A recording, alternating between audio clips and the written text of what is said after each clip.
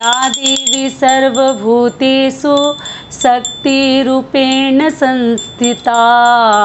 नमस्कार दोस्तों, मैं हूं ममता तिवारी और हमें कलश स्थापना कैसे करनी है, क्या नियम विधि है, बहुत सरल तरीके से मैं आपके साथ शेयर करूंगी और छोटी छोटी चीज़ों के साथ, कम चीज़ों के साथ साधारण पूजा विधि मैं आपके साथ शेयर करूंगी। तो चलिए पूजा विधि शुरू करते हैं कि कैसे हमें क्या करनी है। ये देखिए, मैं एक चौकी यहाँ पर रख ली हूँ। आप इसके ऊपर लाल पीला कपड़ा भी बिछा सकते हैं। इस पे हम माता को स्थापित करेंगे, लेकिन एक वस्त्र बिछा लेंगे, नीचे डायरेक्ट माता को हम नहीं रखेंगे। तो आप पीला और लाल वस्त्र, अगर आपके पास चुनरी और भी सुंदर है तो आप लोग माता को इस पर स्थापित कीजिएगा।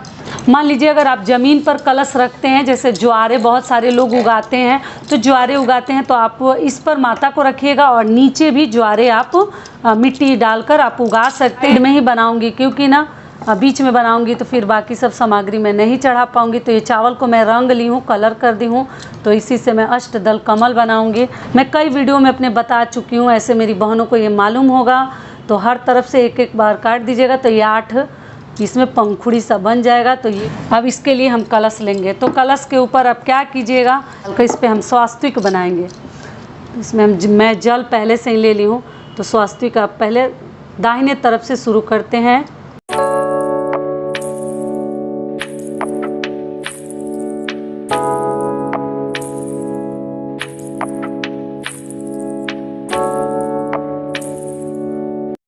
तो देखिए, इस प्रकार से आपको स्वास्तिक बनाकर फिर इसके ऊपर हम इसको कलश को स्थापित करेंगे। डालेंगे तो सबसे पहले इसमें देखिए सुपारी, हल्दी का गांठ भी ले सकते हैं। आप चाहे तो इस जगह पे पाउडर वाली हल्दी भी ले सकते हैं। इलायची, लौंग और 1-2 रुपए का सिक्का, और इसमें हम डाल देंगे। अगली चीज़ क्या डालेंगे, इसमें हम फूल डालते हैं। माता के लिए आवाहन करते हैं भगवान लोगों को, इसमें सब कुछ डाला जाता है, हर देवी देवता के लिए डाला जाता है। अगली चीज़ क्या डालेंगे, पान का पत्ता भी मैं डाल दी, ठीक है। अगली चीज़ क्या करेंगे, इसके ऊपर आप चावल भी रख सकते हैं। कई लोग ना ज्वार भी रखते हैं, मतलब ज्वार नहीं, जौ का जो बीज होता है। तो इसको मैं ऐसे सादा नहीं रखूँगी। हल्दी थोड़ा सा इस पर हमें छींट देनी है, मतलब हल्दी मिला कर ही रखनी है, सफ़ेद कोई कार्य नहीं करनी है। और इसके ऊपर मैं रखूँगी। तो सबसे पहले मेरे पास देखिए छोटे छोटे आम पल्लू बहुत सुंदर सुंदर मिले हैं मुझे, और इसके ऊपर भी हम हल्दी, सिंदूर, जितने पत्ते हैं सबके ऊपर हम थोड़ा थोड़ा सा सिंदूर सब पे लगा दीजिएगा। देखिए हल्दी भी लगा दिया जाता है, हल्दी, सिंदूर, ये सब चीज़ें हम कलश के ऊपर पल्लू में ये सब चीज़ें लगा दिया जाता है। अगली चीज़ क्या है कि हम इसके ऊपर ये चावल स्थापित करेंगे, रखेंगे। सही दिशा में बैठिएगा, पूरब पश्चिम बैठनी चाहिए कभी भी। कलश के ऊपर ना हम एक माला पहनाएंगे।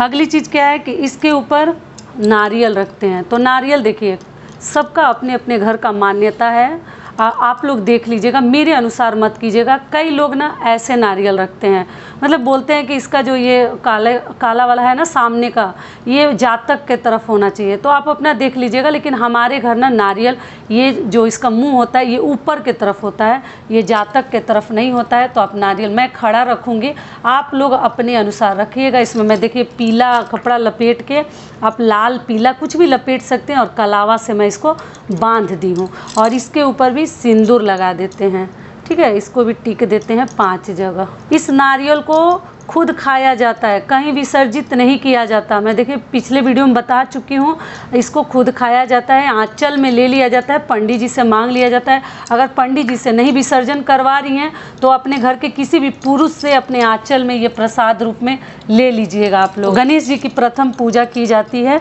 तो इसलिए पहले इसको लपेट कर हम गणेश जी बनाएंगे। तो आप आरी में लपेट के आप बना सकते हैं। अगर और आप एक चीज़ और बता दूँ, देखिए मेरे ध्यान से निकल रहा है, इसको ना कलावा से हम कलश में वस्त्र जरूर कलावा से इसमें डाल दीजिएगा, पहना दीजिएगा। देखिए वस्त्र के रूप में आप लाल पीला कपड़ा भी दे सकती हैं, या आप कलावा भी लपेट सकती हैं। तो ये भी हो गया, कलश स्थापना अच्छे से हमने कर दिया। अब चलिए हम गणेश जी को स्थापित करते। तो गणेश जी को भी हम पान के पत्ते के ऊपर स्थापित करेंगे, यहाँ पास में ही, ठीक है।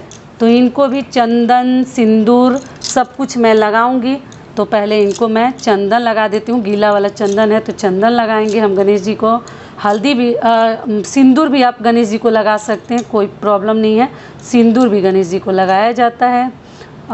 सबसे पहले आप ना मतलब यहाँ पे अच्छे से साफ़ कर लीजिएगा। सबके ऊपर गंगा जल अगर है तो ज़रूर छिड़काव कर दीजिएगा, पोंछ लीजिएगा फ़ोटो वगैरह को, तब पूजा पाठ कीजिएगा। तो ये हो गया। और हम गणेश जी को क्या चढ़ाते हैं? दूर्वा। मिले तो ज़रूर दूर्वा चढ़ाइएगा गणेश जी को, फूल के साथ दूर्वा भी इनको बहुत अधिक प्रिय है, तो दूर्वा चढ़ाएंगे। ओम गणपते नमो नमः, श्री सिद्धि विनायक नमो नमः, अष्ट विनायक नमो नमः, गणपति बप्पा मोरया। अब चलिए माता रानी की पूजा करेंगे, ठीक है। तो माता रानी को हम चुन्नी उड़ा दिए हैं और लाल वस्त्र पर हम स्थापित कर दिए हैं। अब माता को हम सिंदूर लगाएंगे, ठीक है। सबसे पहले हम माता को, मैं 5 बार कोई भी कार्य करती हूँ तो 5 बार हम माता के मांग में सिंदूर भर देंगे। आगे हम क्या करेंगे कि माता को हार चढ़ाएंगे। तो आपको अगर अड़हुल का फूल मिलता है गुड़हल का तो वही लीजिएगा, मुझे नहीं मिला तो इसलिए मैं गेंदे का फूल चढ़ा रही हूँ। तो माता को हम इस प्रकार से नवरात्रि के दिन, प्रतिपदा के दिन, सुबह भी मुहूर्त है कलश स्थापना का और दोपहर में भी है, दोनों समय मैं डाल दूंगी।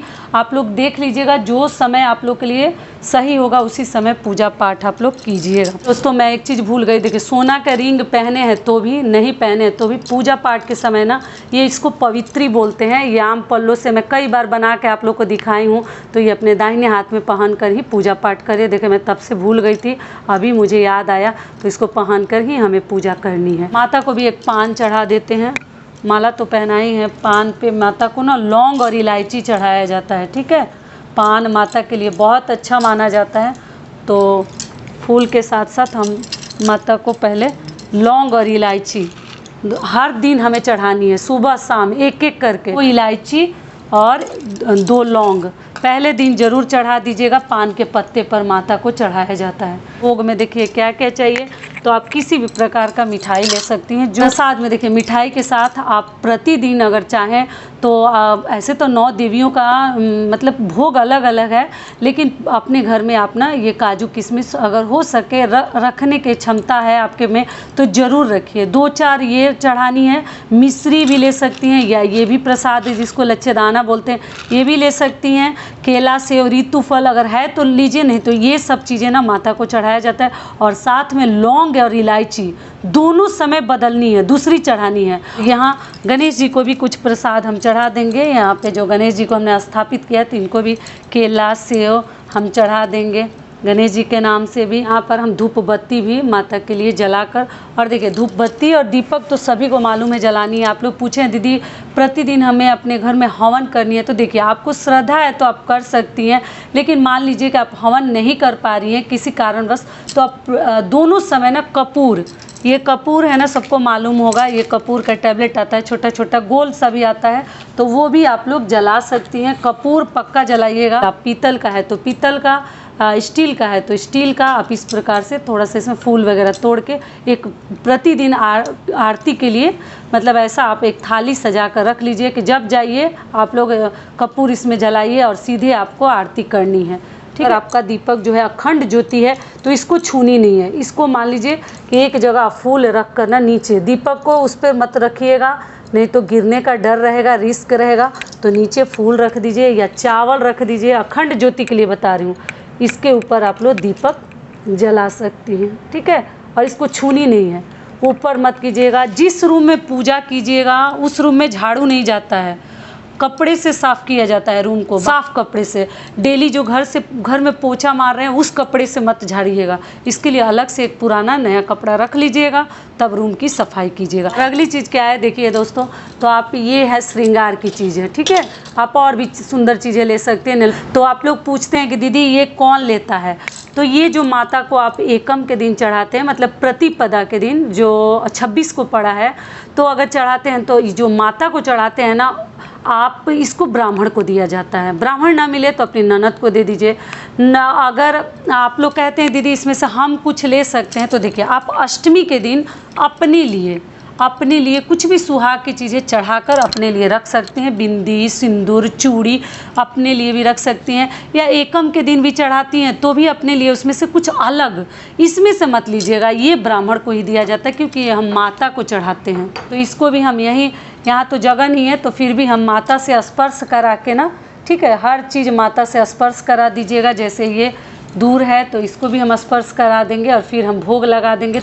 तो आरती आप कोई भी आरती गा सकती हैं, माता रानी के लिए आरती हम गाते हैं, जय अम्बे गौरी आदेवी सर्वभूतेषु शक्तिरूपेण संस्थिता, नमस्तस्यै नमस्तस्यै नमस्तस्यै नमो नमः।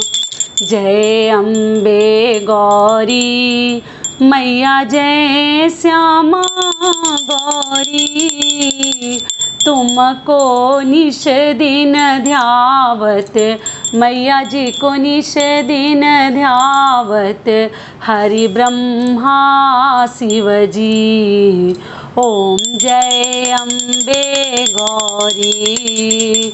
और इस प्रकार से हमें पूजा अर्चना करनी है। तो यही हमारा कलश स्थापना विधि था, बिल्कुल सिंपल और छोटी छोटी चीज़ें हैं, बहुत अधिक इसमें चीज़ें नहीं। आप ध्यान से देखेंगे तो देखने में बहुत अधिक लग रहा है। फिर मिलती हूँ एक नए वीडियो में, तब तक के लिए नमस्कार। स्वस्थ रहिए, सुरक्षित रहिए और जहाँ कहीं भी रहिए खूब खुश रहिए। और वीडियो पसंद आता है तो लाइक भी कीजिए और शेयर भी कीजिए। धन्यवाद।